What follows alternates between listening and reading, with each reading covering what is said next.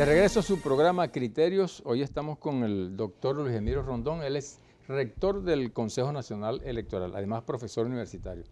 Gracias, Luis Emilio, por haber aceptado la invitación. Hola, Germán, ¿cómo estás? Y bienvenido a tu programa. Muchas gracias, encantado de compartir contigo y con la audiencia de Globovisión. Maravilloso. Luis Emilio, bueno, lo que está ahorita en el tapete político es la Asamblea Nacional Constituyente.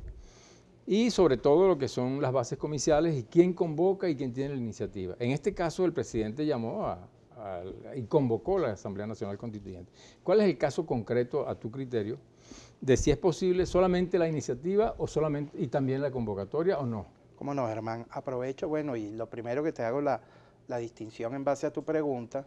El día que el presidente de la República consignó el decreto con la iniciativa, la convocatoria del proceso constituyente, al día siguiente se realizó la reunión del directorio del Consejo Nacional Electoral, en el cual yo pedí que ese decreto fuera devuelto al ciudadano presidente de la República por considerar que el decreto tiene vicios de inconstitucionalidad.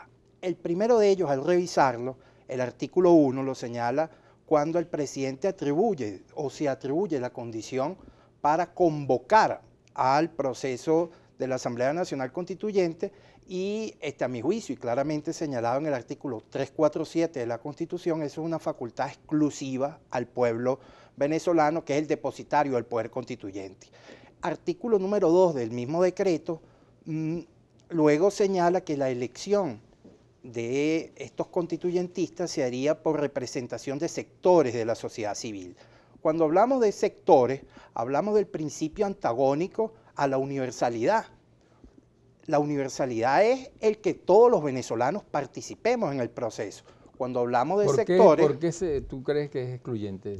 Bueno, precisamente porque cuando nosotros señalamos o en el decreto se contempla que la representación sería por diversos sectores de la sociedad y no dentro del universo, pudiéramos estar, Germán, en clara contradicción con lo que establece la Constitución en base a los principios que debe tener el sufragio, que no son otros que un sufragio libre, directo, universal y secreto. Pero en la anterior constituyente y luego la Constitución actual del 99, hay sectores, estuvieron los indígenas, tuvo el sector de las mujeres, el sector de los trabajadores, en fin, cada quien tuvo su representación. No equivale igual a lo que está planteando el presidente. No, que a diferencia de la Constitución del 99, y es bienvenido y es compatible perfectamente la representación de diversos sectores del país, pero siempre en el marco de la universalidad, que todos los venezolanos tengan el derecho de precisamente pronunciarse por quienes van a ser los representantes a este proceso constituyente.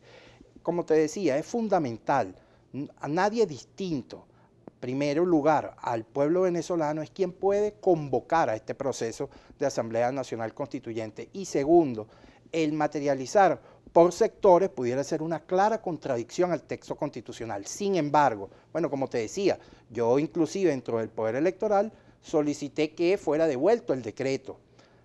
Bueno, sin embargo, la consideración del Consejo Nacional Electoral fue remitirlo a la Junta Nacional Electoral para que arrancara los procesos de estudio de toda esta iniciativa constituyente.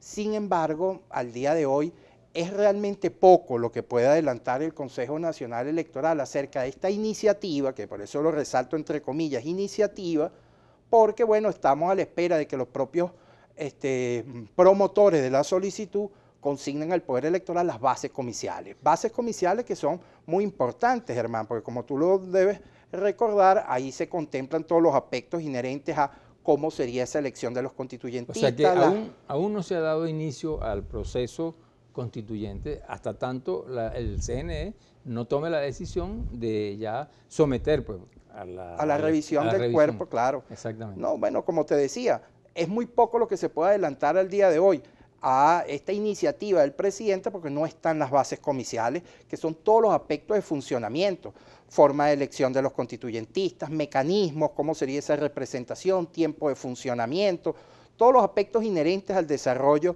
de este proceso constituyente, el cual además te resalto que es fundamental que sea sometido a consideración del pueblo venezolano.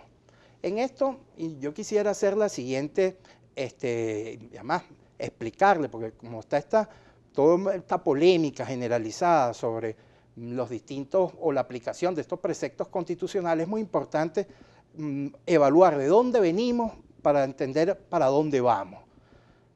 Cuando el presidente Chávez impulsó el proceso constituyente en el año 1999, la Constitución de 1961 no contemplaba todos estos aspectos.